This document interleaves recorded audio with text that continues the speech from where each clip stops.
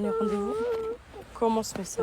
Alors là, grosse journée, papier, rendez-vous, tout ce que vous voulez. Viens mon fils, allez mon frère.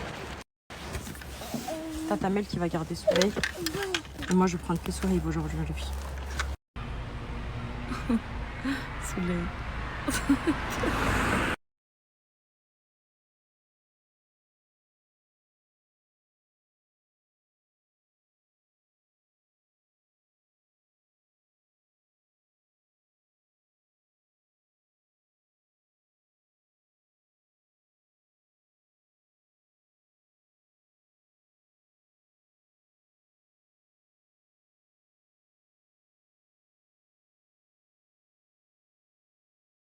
Bon les filles, ça y est, on a fini la journée rendez-vous. Alhamdoulilah, je pensais que ça allait être plus long. Finalement ça l'a fait pour 16h30. Donc je suis passée pour récupérer Soleil chez Omi et en même temps, je la vois, elle est en train de faire la pâte à msemmel les filles. Donc 2 verres de farine. Vous prenez des grands verres là comme ça les filles. Ah. Ça, ils ont à peu près 4 à 5 cm, ça sont pas très grandes. Ok, d'accord. Qu'est-ce qu'il y a, ma vie? Vous mettez tout dans le robot pétrin. Les filles, cette pâte, il est préférable de la pétrir au robot pétrin parce que elle est collante un petit peu. Et le robot pétrin, il la travaille super bien. Donc, 2 verres de farine, un œuf. Voilà. Il n'y aura pas de semoule, hein, les filles, pour cette recette-là, ok? Je vous montrerai la recette avec semoule la prochaine fois, Inch'Allah, pour celles qui veulent. Mais celle-ci, elle est aussi excellente. Hein. Excellente, quand je vous dis excellente. Ouais, elle est très bonne. Juste le lendemain, elle se conserve. Enfin, faut la manger fraîche, quoi. Oui, c'est juste ça, ouais. Ouais. C'est le but après. Ouais. Du sel. Vous mettez une demi-cuillère. Ouais, à café. Et une cuillère, les filles. Pareil, de sucre. Une bonne cuillère à café bombée de sucre. Voire une cuillère à soupe. C'est ce qui va donner le croustillant, les filles, de la pâte. Là. Commencez à mélanger le tout.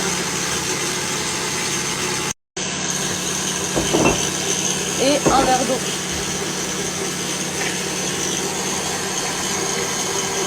Et vous ajoutez petit à petit.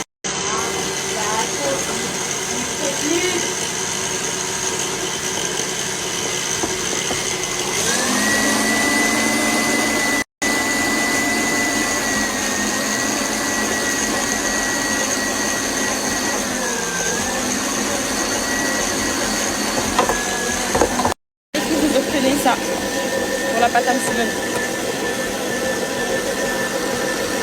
Vous voyez ou pas? Et vous laissez bien pétrir.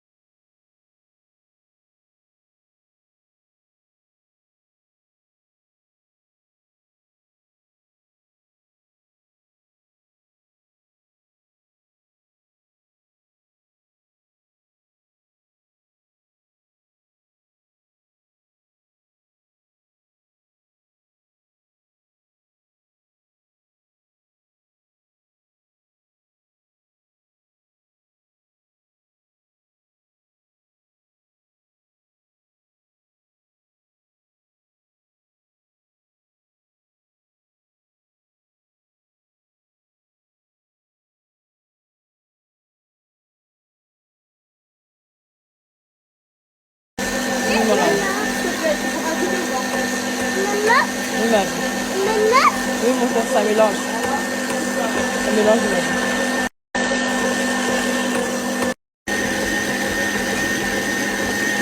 Regardez les filles. Vous pouvez laisser pétrir jusqu'à temps que la pâte elle se décolle entièrement des bords. Vous voyez, au début, on était sur une pâte qui collait bien.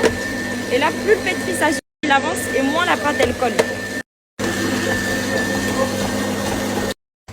Et donc là, les filles, le pétrissage fini. Regardez la pâte lisse qu'on a obtenue. Vous voyez ou pas? Toute lisse. Et Oumi, elle a préparé, donc, comme je vous ai dit, dans un récipient, un petit peu d'huile de tournesol. Et vous laissez votre pâte poser. Franchement, cette pâte, les filles, elle est incroyable. Ouais. Parfaite. Limite, elle doit coller à la main. Un petit peu, ouais. Limite. Tu vois, c'est pas... Et voilà, ça y est, pâte une semaine prête. On va laisser poser les filles et après il y aura juste à passer au pliage. Ce sera ce soir, Inch'Allah.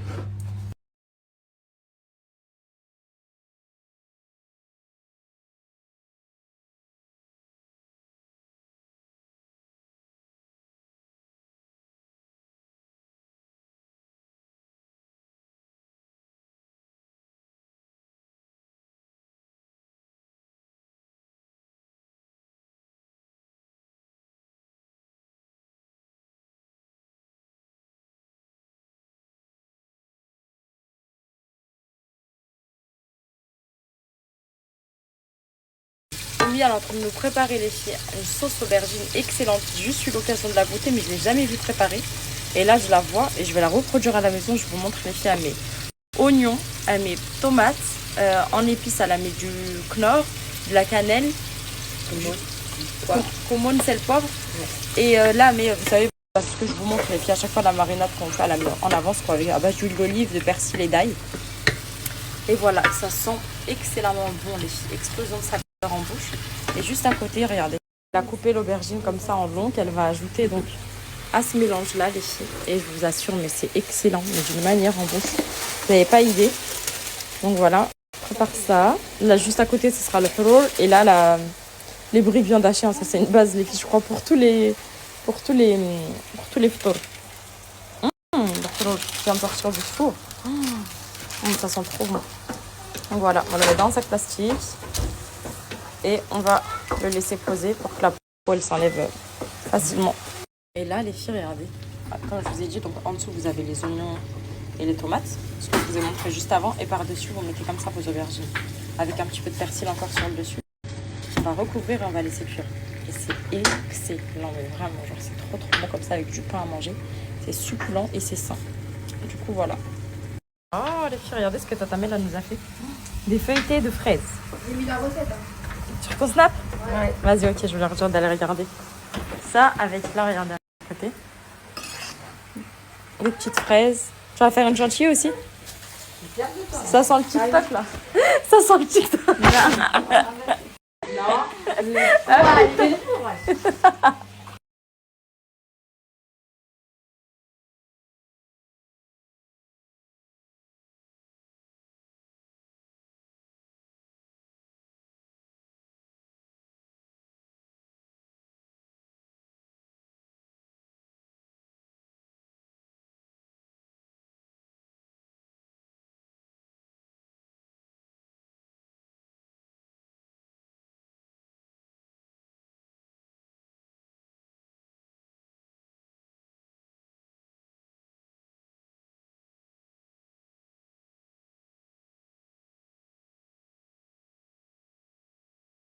Là, les filles, dans un verre. Juste tomate concentrée avec que vous diluez dans de l'eau. Et vous allez l'ajouter donc à ce mélange-là, aubergine. Ça sent trop bon. Ça sent vraiment trop bon, les filles. Oh. Un peu dans le roll et un peu ici. Et là, on laisse cuire tranquillement.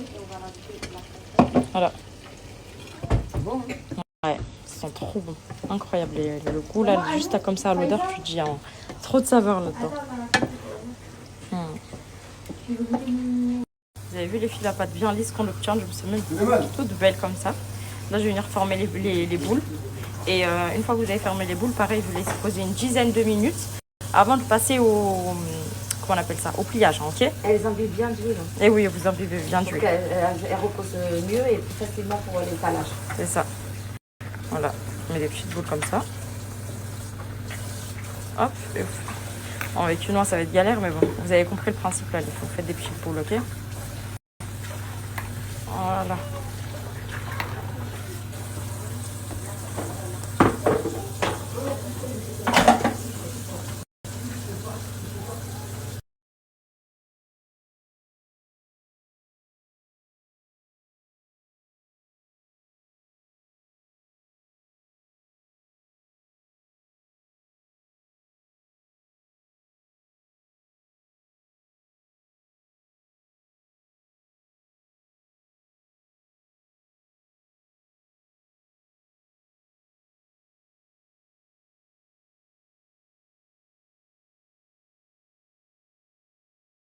pars avec mes petites courses, les filles. On a préparé ensemble, ça y est, j'y vais. Bisous ma chérie, bisous tout le monde, allez. Allez, vous les filles. Heureusement que j'ai ma copine qui a récupéré Sousoun. Je rentre, je la récupère chez sa copine, la crevette, et go finir moi aussi de cuisiner. On rentre parce que demain, Sousoun à la cour, on peut pas rester là. Donc voilà.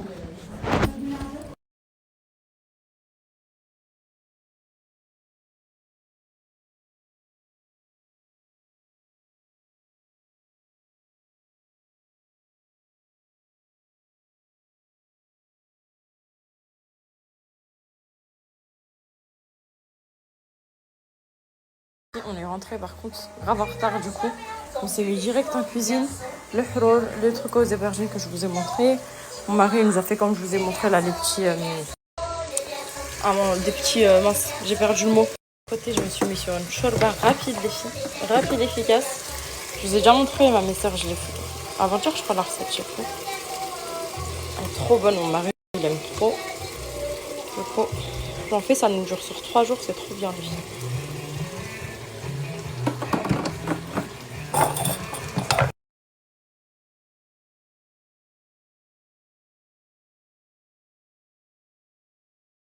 Et voilà. En tout cas, c'est la cuisson de la shorba.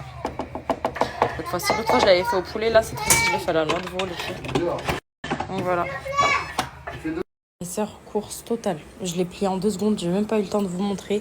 Là, ça, c'est en train de finir de cuire. J'ai fait des œufs aussi. Là, du riz pour les enfants. La course aujourd'hui. La course. On mange même pas 2 minutes. Regardez, il n'y a encore rien après. À part ce que mon mari...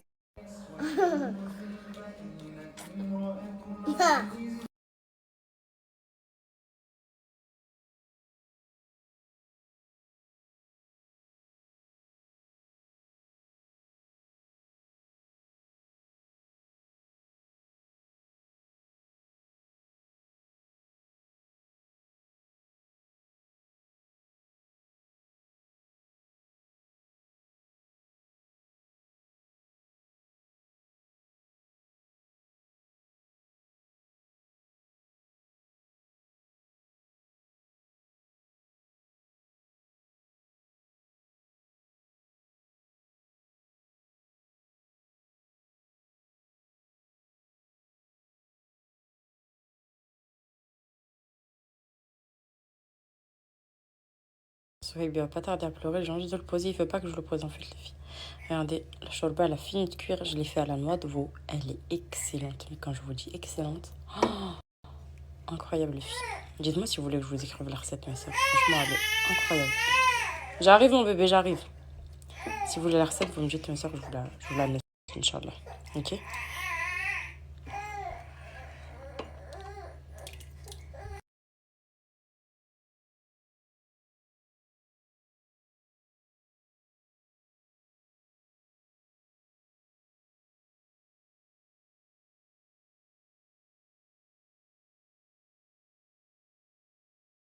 Ok mes petites beautés, je vais vous débarrasser par ici parce que c'est chaotique. Et après, Inch'Allah, salade et tout. Et dès que je me pose, je vous mets la recette. Ok, mes sœurs. En tout cas, on s'est régalé. On a pris un bol chacun avec mon mari. Elle était vraiment... Combien sur 10, mon mari? 9 sur 10. Ouais, mais 9 sur 10 pour lui, c'est excellent. Il faut savoir que lui, je n'y ai jamais 10 sur 10. Jamais, jamais, les filles. Donc voilà. Elle était très, très, très, très, très bonne.